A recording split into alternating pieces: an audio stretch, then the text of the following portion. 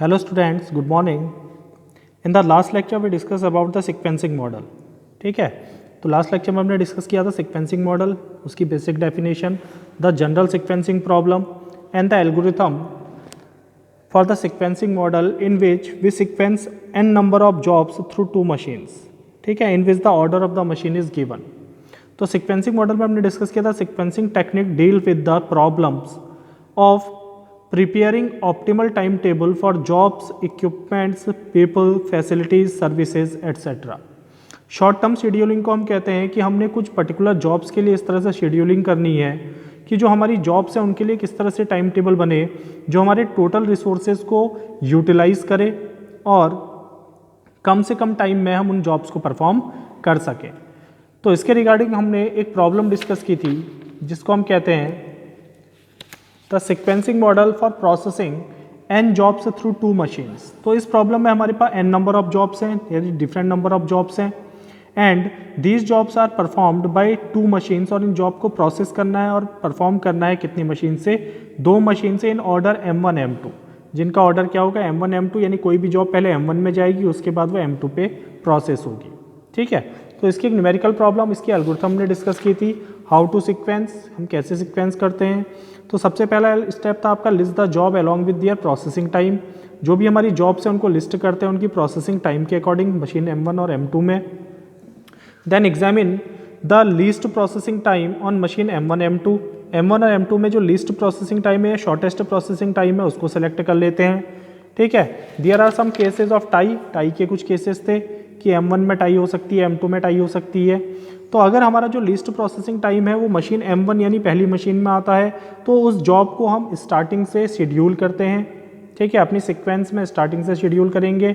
और अगर वो मिनिमम प्रोसेसिंग टाइम हमारा मशीन 2 में आता है तो उसके रिगार्डिंग जो जॉब है उसको हम अपनी सीक्वेंस में लास्ट से शेड्यूल करते हैं. तो इस एल्गोरिथम को हमने लास्ट लेक्चर में डिस्कस किया था. अब इसकी कुछ प्रॉब्लम्स डिस्कस करते हैं. Now consider a sequencing problem of n jobs in two machines. n jobs को हमने दो मशीन्स के थ्रू परफॉर्म करना है in which the order of the machines are given, जिसमें हमें मशीन्स का ऑर्डर दिया हुआ है. ठीक है, तो consider a problem a book binder has one printing press and one binding machine. एक बुक बाइंडर है जो बुक बाइंड करता है तो उसके पास दो मशीन्स हैं. एक प्रिंटिंग मशीन है जो प्रिंट करती है और दूसरी बाइंडिंग मशीन है जो उस बुक को बाइंड करती है.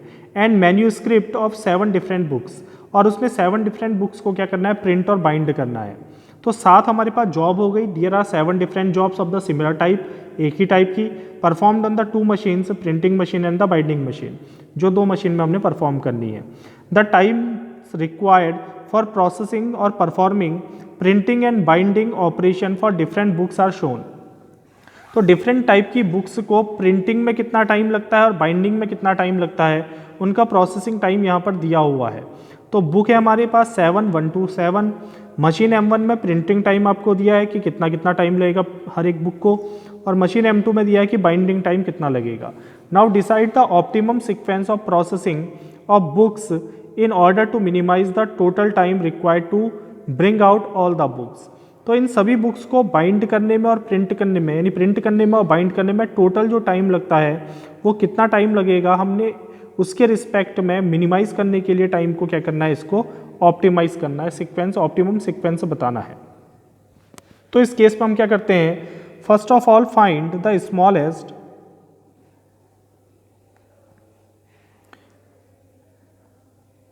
और shortest value in printing and binding operations. तो प्रिंट और बाइंड ऑपरेशन में किस ऑपरेशन में हमको शॉर्टेस्ट यानी कम से कम टाइम लग रहा है उस वैल्यू को हम सेलेक्ट करते हैं. ठीक है, तो अगर हम इस प्रॉब्लम में देखें तो यहाँ पर हम फाइंड करेंगे the minimum time about printing and binding. तो 20 25 90 60 80 75 20 30 120 90 15 35 65 50. तो इसमें मिनिमम प्रोसेसिंग टाइम किस में है? 15 है, which occurs in the printing time in machine m1 for job 6. So that is the smallest value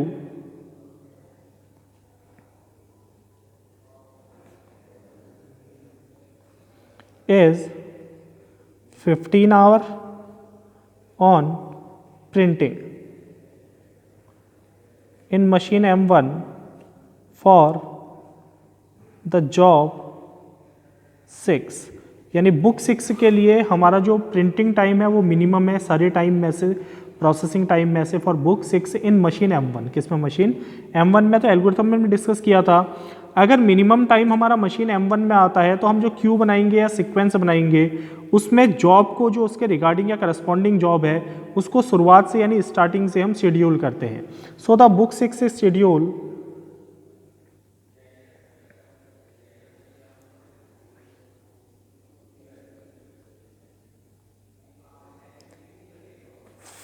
first, then,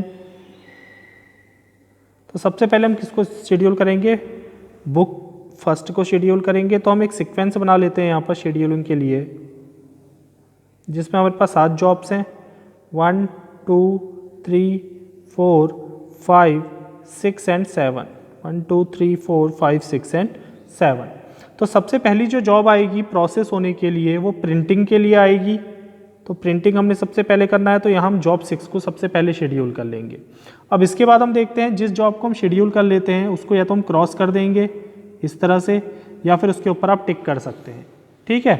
now अब find करते हैं कि 15 के बाद मिनिमम टाइम क्या है। तो 15 के बाद अगर हम देखें तो मिनिमम टाइम कितना है? 20। तो जहां पर टाई हो जाती है then tie is between 20 and 20 in printing for the job 1 and 4। अब जॉब 1 और 4 के लिए यहाँ पर टाई है क्योंकि मिनिमम टाइम दोनों में ही 20 है, सबसे स्मॉलेस्ट जो टाइम है, और वो किस में आकर हो रहा है? मशीन M1 में। तो टाई का केस हमने देखा था, 3 केस बने थे। अगर मशीन M1 में ही टाई हो जाती है 2 मिनिमम या शॉर्टेस्ट टाइम के बीच में, तो हम उस जॉब को पहले सीक्वेंस करेंगे जिस जॉब का के करस्पॉन्डिंग M2 में जो टाइम है वो लीस्ट होगा। तो यहाँ 20 के लिए M2 में टाइम है 25, यहाँ 20 के लिए M2 में टाइम है 30, तो लीस्ट टाइम है 25। तो पहले किसको शेड्यूल करेंगे? जॉब 1 को। सो तो जॉब 1 इज शेड्यूल फर्स्ट, क्योंकि M1 में आ रहा है तो आगे से शेड्यूल करेंगे, M2 में आता तो पीछे से शेड्यूल करते। तो इसलिए जॉब 1 को हम पहले शेड्यूल करेंगे, उसके बाद शेड्यूल करेंगे जॉब 4 को, देन जॉब 4 इज शेड्यूल्ड। तो ये दोनों जॉब भी शेड्यूल हो चुकी हैं, तो इनको भी आप क्रॉस कर सकते हैं।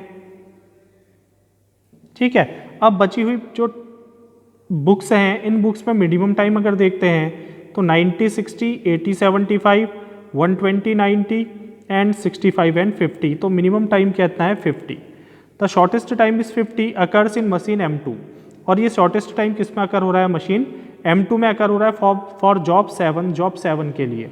तो अगर मिनिमम या शॉर्टेस्ट टाइम मशीन M2 में अकर होता है तो उसके रिगार्डिंग जो जॉब है उसको हम लास्ट से शेड्यूल करते हैं। तो लास्ट वैकेंट प्लेस जो हमारे पास है यहाँ पर हम शेड्यूल कर देंगे जॉब 7 को। ये ध्यान देना है कि अगर टाइम M1 में मिनिमम है तो आगे से शेड्यूल करना है, टाइम सेकंड मशीन M2 में मिनिमम है तो लास्ट से शेड्यूल करना है। ठीक है। जब ये जॉब शेड्यूल हो गई तो अब नेक्स्ट देखो, मिनिमम टाइम अकर होगा आपका 60, और 60 भी किस में अकर हो रहा है? मशीन M2 में फॉर जॉब 2। तो schedule it for last vacant place. तो यहाँ से जो लास्ट से वैकेंट प्लेस हमारा बचा वो ये है। इसके बाद ये जॉब भी हमारी शेड्यूल हो गई।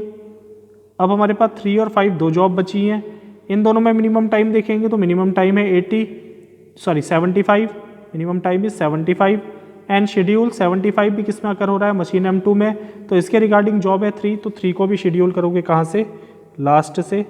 ठीक है। एक वैकेंट प्लेस बचा और एक ही जॉब आपके पास बची है, तो इसको शेड्यूल करेंगे कहाँ पर?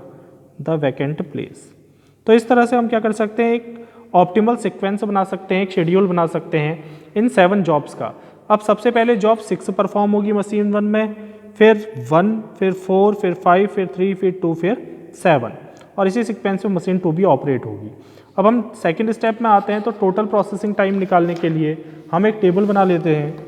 नाउ हमारी जॉब सीक्वेंस था, उसको पहले पर लिख लेते हैं। 6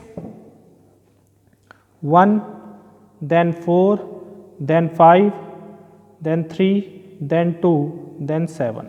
तो इस तरह से हमने जॉब्स को क्या करना है, शेड्यूल करना है अपनी मशीन्स में। तो इसके लिए हम एक टेबल बना लेते हैं, द टोटल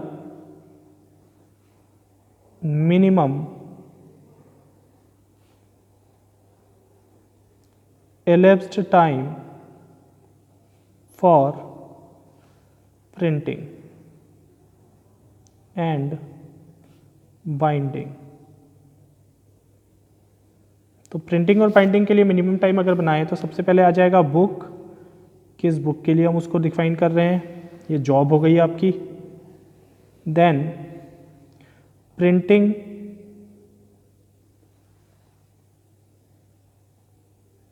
प्रिंटिंग मशीन है हमारी M1 एंड बाइंडिंग मशीन है हमारी M2। प्रिंटिंग में टाइम इन, किस टाइम जॉब आई, ठीक है, टाइम आउट जॉब कब कंप्लीट हुई। सिमिलरली बाइंडिंग में time in and time out, ठीक है। तो इस तरह से हम टेबल बना लेंगे। अब सबसे पहले आपके आएगी जॉब 6। तो first job which is scheduled is job 6। Job 6 को मशीन M1 में जब अप्लाई करेंगे तो टाइमिंग इज 0, हम 0 से टाइमिंग काउंट करेंगे क्योंकि पहली ही जॉब है। और जॉब 6 को मशीन M1 में प्रोसेस होने में कितना टाइम लग रहा है वो आपको यहाँ पर दिया है। जॉब 6 को मशीन M1 में प्रोसेस होने में लग रहा है 15 आवर। तो इसको कंप्लीट होने में यहाँ पर टाइम लगेगा, टाइम आउट होगा 0 + 15 इज इक्वल टू 15। जब 15 आवर के बाद या 15 मिनट के बाद जो भी आपको टाइम दिया है मिनट या आवर में, ये जॉब मशीन M1 में कंप्लीट हो जाएगी तो मशीन M1 फ्री है, तो ये नेक्स्ट जॉब को ले सकती है। Then the next job 1 is occur in machine M1 in time 15 and this job 1 is processed by machine M1 in 20 unit 20 hour, so the printing time is 20।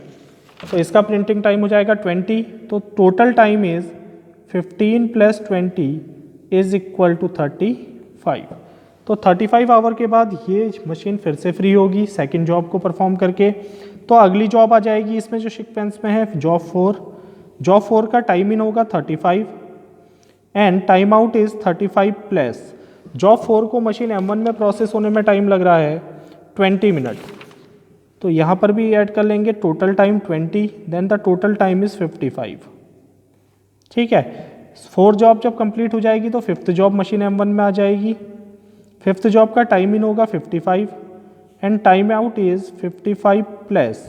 5th job को machine M1 में process होने में time लग रहा है 120 minute, then it is equal to 120, then it is equal to 175।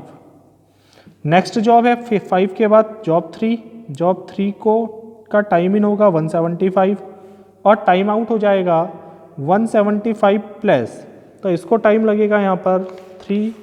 Job 3 को machine M1 में process होने में टाइम लग रहा है 80, तो इसमें ऐड कर देंगे 80, तो टोटल टाइम निकल जाएगा हमारा 255 मिनट, ठीक है। Now the next job is job 2। Job 2 का टाइम इन होगा 255 और टाइम आउट हो जाएगा 255+। तो जॉब 2 को मशीन M1 में प्रोसेस होने में टाइम लग रहा है 90 मिनट, तो इसमें ऐड कर देंगे 90, तो टोटल टाइम आ जाएगा 345 मिनट। और लास्ट जॉब है आपके पास जॉब 7, और जॉब 7 का मशीन M1 में प्रोसेसिंग टाइम है 65। तो so the last job is job 7, time in होगा 345, then it is equal to total time is 345 plus 65, then it is equal to 410। तो इस तरह से हम क्या कर सकते हैं, जॉब एलोकेट कर सकते हैं किसको, मशीन M1 को। तो हम यहाँ पर देख रहे हैं कि यहाँ से यहाँ तक मशीन कभी भी फ्री नहीं है, तो यहाँ से यहाँ तक इसका कोई आइडियल टाइम नहीं है। लेकिन जैसे ये मशीन यहाँ पर इस जॉब को कंप्लीट करके नेक्स्ट मशीन को देगी, यानी मशीन M2 को देगी, तो उस समय फिर इसके लिए नेक्स्ट जॉब नहीं है, तो यहाँ पर यह मशीन आइडियल होगी। तो यही केवल इसका क्या होता है, आइडियल टाइम होता है, जो हम बाद में कैलकुलेट करेंगे। अब हम आ जाते हैं बाइंडिंग मशीन में। जैसे ही पहली जॉब फर्स्ट मशीन के थ्रू कंप्लीट होगी तो वो जॉब उस टाइम किसको शिफ्ट हो जाएगी, मशीन M2 को शिफ्ट हो जाएगी। तो यहाँ पर इसका टाइम इन हो जाएगा 15 मिनट, ठीक है। The time out is 6th job को मशीन M2 में प्रोसेस होने में टाइम लग रहा है, 6th जॉब को मशीन M2 में प्रोसेस होने में टाइम लग रहा है 35 मिनट। तो इसमें हम ऐड कर देंगे 35 देन प्लस 35, टाइम आउट हो जाएगा 15 plus 35 then it is equal to 50, ठीक है। अब यहाँ पर अगर हम देखें तो इसको जॉब को कंप्लीट करने में लग रहे हैं 50 मिनट, लेकिन यहाँ पर जो सेकंड जॉब है वो प्रिपेयर है आफ्टर 35 मिनट, ठीक है। तो इस मशीन को यहाँ पर वेट करना, सॉरी इस मशीन के लिए जो जॉब आएगी वो तभी आएगी जब ये मशीन फ्री हो।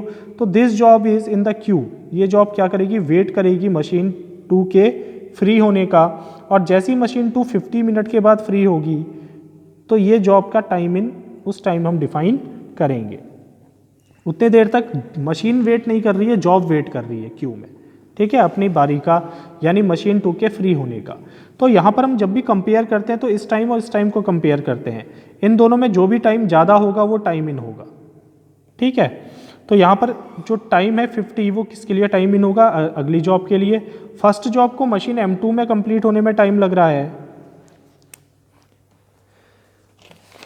फर्स्ट जॉब को मशीन M2 में कंप्लीट होने में टाइम लग रहा है 25 मिनट, जो पहले दिया आपको 25 मिनट, ठीक है। तो इसका टाइम आउट हो जाएगा 50 plus 25 that is it is equal to 75। फिर से देखें तो यहाँ 55 मिनट में ही इसने अपना काम कंप्लीट कर लिया और जॉब रेडी है मशीन M2 के लिए, लेकिन मशीन M2 फ्री नहीं है। मशीन M2 फ्री होगी 75 पे, तो 75 मिनट में ही अगली जॉब इस पे आ सकती है, और इसका टाइम आउट हो जाएगा 75 प्लस। तो फोर्थ जॉब को मशीन M2 में कंप्लीट होने में टाइम लग रहा है, फोर्थ जॉब को मशीन M2 में कंप्लीट होने में टाइम लग रहा है 30 मिनट। तो ये आ जाएगा 75 plus 30 then it is equal to 105। अब यहाँ पर अगर हम देखें तो 105 मिनट के बाद मशीन M2 फ्री हो गई, लेकिन मशीन M1 ने जो नेक्स्ट जॉब प्रिपेयर की इस मशीन के लिए वो 175 उससे ज़्यादा टाइम में की है। तो यहाँ पर जो नई जॉब आएगी वो आ जाएगी 175 मिनट पे। अब दोनों में क्या ज़्यादा है 175, तो 175 मिनट पे यहाँ पर नई जॉब आएगी। तो इसका टाइम आउट हो जाएगा 175 प्लस, ये जॉब है आपकी जॉब 5, जॉब 5 को मशीन M2 में कंप्लीट होने में टाइम लग रहा है 90 मिनट, तो इसका टाइम आउट हो जाएगा 175 plus 90 that is it is equal to 265, ठीक है। फिर अगला देखें, नेक्स्ट जॉब है जॉब 3, जॉब 3 को मशीन M2 में का टाइम इन होगा 255 265, तो जब 265 पे फ्री होगी तभी हम इसको जॉब दे सकते हैं, सॉरी 265, और इसका टाइम आउट हो जाएगा 265 प्लस। तो देखते हैं मशीन 3 को M2 में प्रोसेस होने में कितना टाइम लग रहा है, जॉब 3 को M2 में प्रोसेस होने में लग रहा है 75 मिनट, तो प्लस इसमें ऐड हो जाएगा 75 then it is equal to 340। अब नेक्स्ट जॉब जो आएगी इस पे आएगी 345 पे, दोनों में ज़्यादा टाइम है 345, तो 345 पे ही जॉब प्रिपेयर हो सकती है, और इसका टाइम आउट हो जाएगा 345 प्लस। तो नेक्स्ट जॉब को यहाँ पर आने में टाइम लगेगा, दिस इज जॉब 2, तो जॉब 2 को मशीन M2 में कंप्लीट होने में टाइम लग रहा है 60 minute, then the total time is 345 plus 60 and it is equal to 405 minute. अब नई जॉब जो यहाँ पर आ सकती है, यहाँ 210 में इसने कंप्लीट किया, यहाँ 205 पे ही ये फ्री हो गई थी, तो अगली जॉब तभी आएगी जब प्रिपेयर होगी 410 में। तो सेवन्थ जॉब है, सेवन्थ जॉब को मशीन M2 में कंप्लीट होने में टाइम लग रहा है 50 minute, then it is 410 plus 50 is equal to 460 minute. तो इस तरह से हम क्या कर सकते हैं, टाइम को शेड्यूल कर सकते हैं।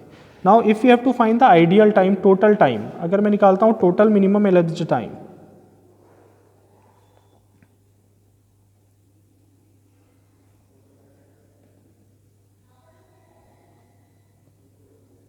that is the time for start the first job,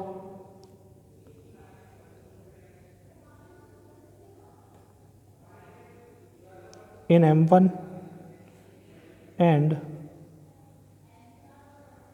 to bind the last job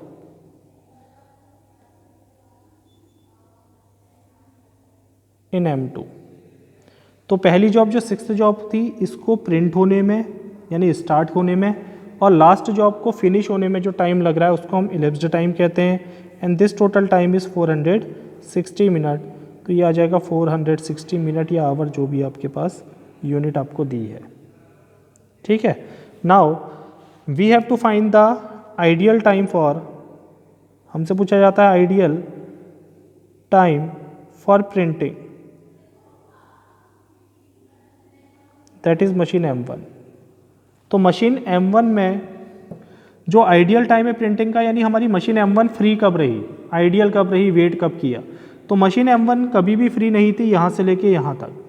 लेकिन जैसे ही ये जॉब इसके पास आ जाएगी मशीन M2 के पास, तो उस समय इसके पास करने के लिए कुछ नहीं है, लेकिन जॉब कंप्लीट नहीं हुई है, तो उस समय ये क्या होगी, आइडियल होगी यानी फ्री होगी।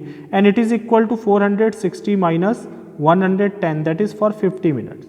और 50 मिनट्स के लिए ये क्या होती है, फ्री होती है। Then it is equal to 460 total elapsed time minus the time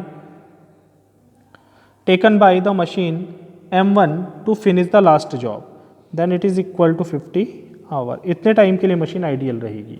ideal time अगर हम मशीन 2 का निकालते हैं तो उसको हम यहाँ से निकाल सकते हैं,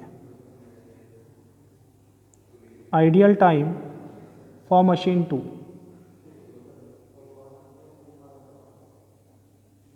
तो आइडियल टाइम अगर हम निकालते हैं मशीन 2 के लिए, तो मशीन 2 के लिए आइडियल टाइम होगा जब मशीन M1 में पहली जॉब प्रोसेस हो रही है, तो उस समय मशीन M2 के पास करने के लिए कोई जॉब नहीं है। ठीक है, ये तभी इस जॉब को प्रोसेस कर सकता है जब ये इसको यहाँ से एलोकेट होगी। तो 15 मिनट के लिए यहाँ पर आइडियल रहेगी। अब इसके बाद आइडियल तब रहेगी जब यहाँ पर प्रोसेसिंग टाइम ज़्यादा है और यहाँ पर प्रोसेसिंग टाइम नेक्स्ट जॉब का उससे कम है, तो उतने टाइम के लिए उसको वेट करना पड़ा। ठीक है, तो अगर हम यहाँ पर देखें, सॉरी यहाँ पर टाइम ज़्यादा है और यहाँ पर टाइम कम है। ठीक है, जो मशीन M1 का प्रोसेसिंग टाइम है वो ज़्यादा है और मशीन M2 का प्रोसेसिंग टाइम क्या है, कम है। तो उसने पहले अपना काम कर लिया, उसके बाद उसने वेट किया। तो यहाँ पर कंपेयर करेंगे, यहाँ पर दिया है 175 और यहाँ पर है 105। तो इस जॉब के लिए इसने क्या किया, वेट किया है। कितने टाइम का वेट किया है, 175 में से माइनस करेंगे 105 को, तो दैट इज 70 मिनट। ठीक है, सिमिलरली यहाँ पर है 265, 265, 345 एंड 340। तो 340 में ही इसने अपना काम कंप्लीट कर लिया था, लेकिन नेक्स्ट जॉब इसको 5 मिनट के बाद या 5 आवर के बाद मिली। तो यहाँ पर जो इसका टाइम होगा वो जाएगा 5। ठीक है, फिर यहाँ पर देखेंगे 405, 410, तो 5 का गैप यहाँ पर भी है, तो यहाँ पर आ जाएगा 5। तो टोटल आइडियल टाइम इसके लिए आ जाएगा आपका 70 प्लस 10, 80 प्लस 15, 95। तो इसका आइडियल टाइम आ जाएगा 95 मिनट। तो इस तरह से हम सीक्वेंसिंग प्रॉब्लम को सॉल्व कर सकते हैं for n jobs two machine. ये सबसे सिंपल केस है। ठीक है, इसकी प्रैक्टिस आप करिएगा, कुछ और प्रॉब्लम इसकी सॉल्व करेंगे। अगले लेक्चर में डिस्कस करेंगे the next problem of n jobs in 2 machines.